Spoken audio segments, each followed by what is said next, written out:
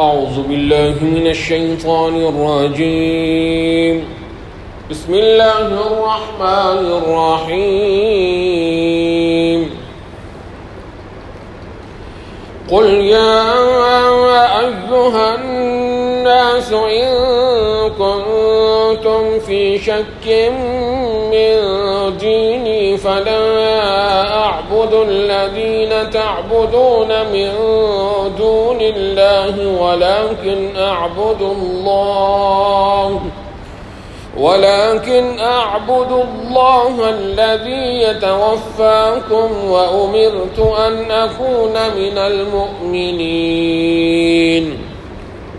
وأن أقم وجهك للدين حنيفا ولا تكونن من المشركين ولا تدع من دون الله ما لا ينفعك ولا يضرك فإن فعلت فإنك إذا من الظالمين وإن يمسسك الله بضر فلا كاشف له إلا هو وإن يردك بخير فلا راد لفضله يصيب به من يشاء من عباده وهو الغفور الرحيم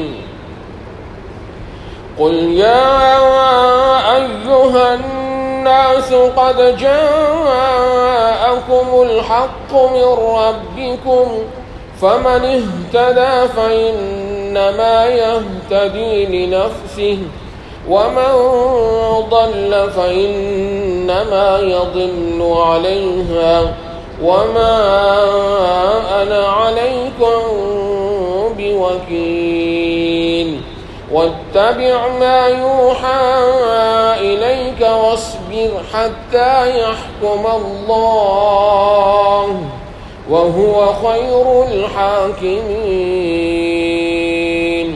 صدق الله العظيم قل يا أيها الناس. اس آیت کے اندر دو چیزیں بیان فرمائی ہیں. پہلے نمبر پر کہ آپ صلی اللہ علیہ وسلم کی رسالت عام ہے، کسی خاص خطے کے لوگوں کے لیے نہیں، کسی خاص قوم کے لیے نہیں، تمام کے تمام انسانوں کے لیے. دوسری بات، ان لوگوں کو جواب دیا گیا جنہوں نے حضور صلی اللہ علیہ وسلم کے بارے میں یہ کہا جی کہ یہ صابی ہو گئے ہیں. وہ صابی کہتے تھے بے دین، یہ بے دین ہو گئے ہیں، انہوں نے ہمارے آباء و اجداد کے دین کو چھوڑ دیا، یہ بے دین ہو گئے. اللہ رب العزت نے فرمایا کہ میرے حبیب آپ انہیں اعلان کر کے بتلا دیں کہ آپ تمام کے تمام انسانوں کے لیے نبی بنا کر بھیجے گئے. تمام انسانوں کو خطاب کر کے یہ بھی بتلا دیجیے اگر تمہیں میرے دین کے بارے میں شک ہے، تم یہ کہہ رہے ہو نا کہ آباء و اجداد کے دین کو چھوڑ دی، شک ہے اگر تمہیں، تو فرمایا کہ یاد رکھو میرا دین کیا ہے. میرا دین یہ ہے کہ جن کی تم عبادت کرتے ہو، جس غیر اللہ کی، اللہ کے ماں سوا جن کی تم عبادت کرتے ہو، میں ان کی قطعاً عبادت نہیں کرتا، کیونکہ وہ عبادت کے لائق ہی نہیں. عبادت کے لائق صرف اور صرف اللہ، معبود برحق صرف وہی ہے، تو میں عبادت بھی صرف اسی کی کرتا ہوں. اور فرمایا ایک خاص وصف ذکر فرمایا کہ اس اللہ کی عبادت کرتا ہوں جو تمہیں موت دیتا ہے. موت کا مالک وہی ہے، وہ جس کو چاہتا ہے جب چاہتا ہے اس نے اس کی زندگی لکھ دی ہے نا، پھر موت دے دیتا ہے. اگر اس ایک اللہ کے ماں سوا کوئی اور معبود ہے جن کو تم پکارتے ہو، تو پھر وہ تمہاری موت کے اندر عمل دخل کرے نا. اللہ مارنا چاہتا ہے، موت دینا چاہتا ہے، وہ تمہیں موت سے بچا کر دکھا دیتے. یہی بات ختم ہو جاتی ہے. فرمایا کہ مجھے اس بات کا حکم دیا گیا ہے کہ میں یقین کرنے والوں میں سے ہو جاؤں، اور مجھے اللہ نے یہ اس بات کا حکم دیا ہے کہ یہ جو دین میں نے آپ کو دیا ہے یہ دین حنیف ہے، صرف یکسوئی سکھاتا ہے، ہرجائی نہیں بناتا، یکسوئی سکھاتا ہے، یکسو ایک طرف رخ اللہ کی طرف، ہرجائی نہیں بناتا، ہر جگہ جو ہے نا وہ منہ نہیں ادھر بھی منہ مارو، ادھر ہی منہ مارو، ادھر مارو، ادھر جھکو، ادھر سجدے، ایک اس ذات کو سجدہ صرف۔ اور پھر اللہ رب العزت نے تمام انسانوں کو خطاب فرمایا کہ دیکھو نفع نقصان کا مالک اللہ فرماتا ہے صرف میں ہوں، میرے علاوہ کوئی نفع نقصان کا مالک نہیں ہے، لہٰذا جو نفع نقصان کے مالک نہیں ان کو پھر تم پکارتے کیوں ہو؟ ان کو پکارو بھی نہ، اسی ذات کو پکارو جو نفع نقصان کا مالک ہے۔ یہ تو فرمایا کہ جو نفع نقصان کے مالک نہیں ان کو تم اللہ کو چھوڑ کر انہیں پکارتے ہو، یہ تو ظلم ہے، تو ظلم نہ کرو تم۔ فرمایا نفع نقصان کی جہاں تک بات ہے، اگر اللہ تعالیٰ، اللہ نے فرمایا نا میں کسی کو کوئی تکلیف پہنچا دوں، وہ تکلیف کوئی بھی نہیں دور کر سکتا، اللہ فرماتا ہے جب تک میں دور نہ کروں، میں دور کروں تو دور ہوتی ہے، اور کوئی اس تکلیف کو ہٹا نہیں سکتا۔ اور فرمایا کہ میں جس کو خیر پہنچانا چاہوں، ایسا نہیں ہو سکتا کہ اللہ فرماتا ہے میں خیر پہنچانا چاہوں تو کوئی اور جو ہے اس خیر کو روک لے، ایسا بھی نہیں ہو سکتا۔ جس کو نقصان پہنچانا چاہوں، تکلیف پہنچانا چاہوں، اس تکلیف کو کوئی ہٹا نہیں سکتا، جس کو خیر پہنچانا چاہوں اس کو کوئی روک نہیں سکتا۔ ان ساری چیزوں کا اللہ فرماتا ہے مالک بھی میں ہی ہوں۔ اچھا یہ بھی یاد رکھیے، جسے کوئی فائدہ ملتا ہے قطعاً اس بات کو اپنے دماغ میں نہ لائیں کہ میں اس کا مستحق تھا، یہ میرا حق ہے، یہ جو خیر مجھے مل رہی ہے نا یہ میرا حق ہے، قطعاً نہیں سمجھنا چاہیے۔ فرمایا یہ عقیدہ اپنا بنا لو، جسے جو خیر ملتی ہے یہ اس مولا کا صرف کیا ہے فضل، بس وہ اپنے فضل سے جس کو دیتا ہے جو دیتا ہے، بس مستحق کوئی بھی نہیں ہے، وہ اپنے فضل سے نوازتا ہے۔ خطاب فرمایا تمام کے تمام انسانوں کو، لوگوں یہ حق تمہارے پاس آ چکے، حضور صلی اللہ علیہ وسلم حق، قرآن حق، یہ حق تمہارے پاس آ چکا ہے۔ اب فرمایا میں تمہیں ساتھ اختیار بھی دیتا ہوں، حق کے اوپر دلائل پورے دے دیے، اب تمہاری مرضی ہے اس کو اختیار کرو نہ کرو۔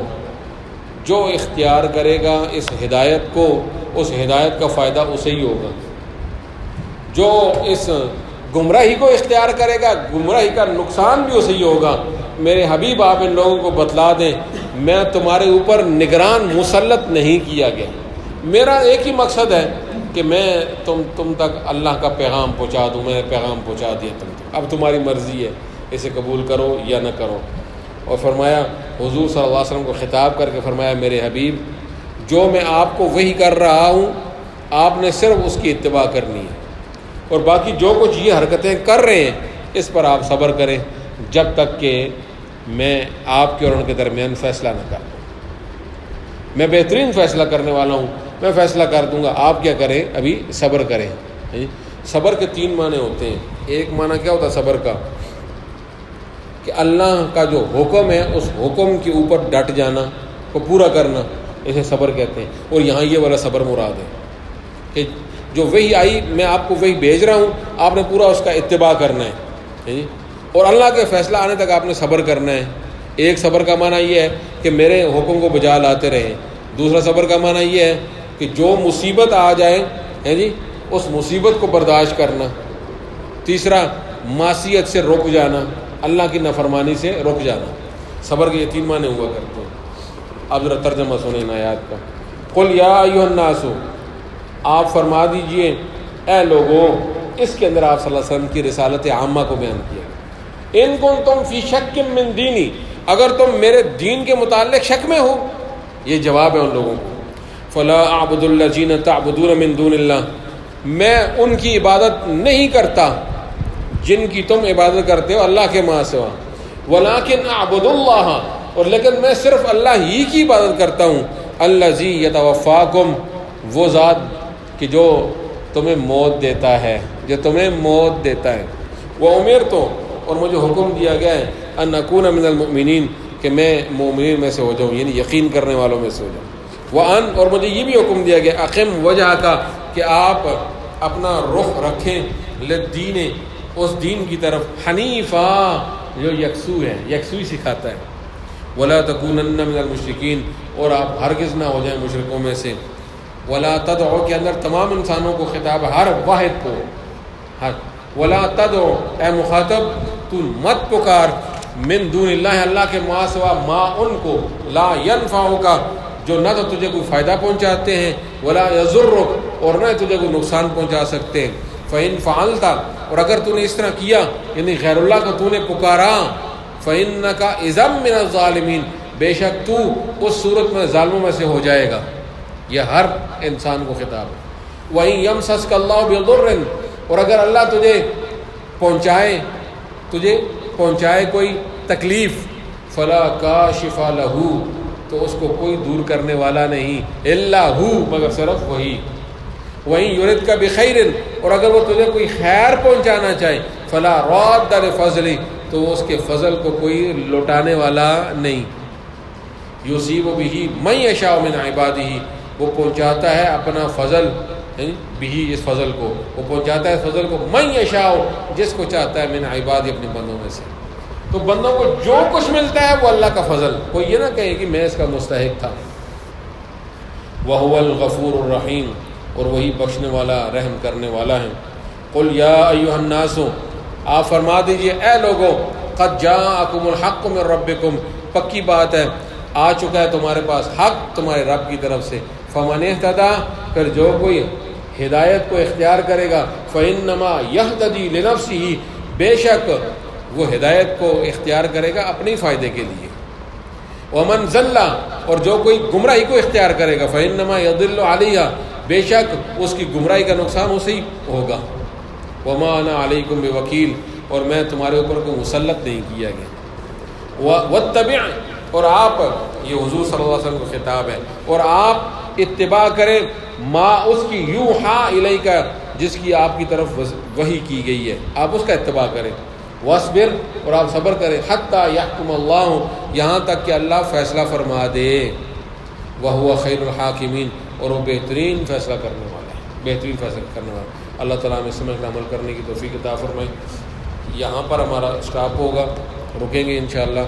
اب بقیہ جو ہے نا وہ درس قرآن کا سلسلہ عید کے بعد، منگل تک چھٹیاں سرکاری، بدھ کو انشاءاللہ ہم شروع کریں گے. اللہ تعالیٰ ہمیں سمجھ کر عمل کرنے کی توفیق عطا فرمائے.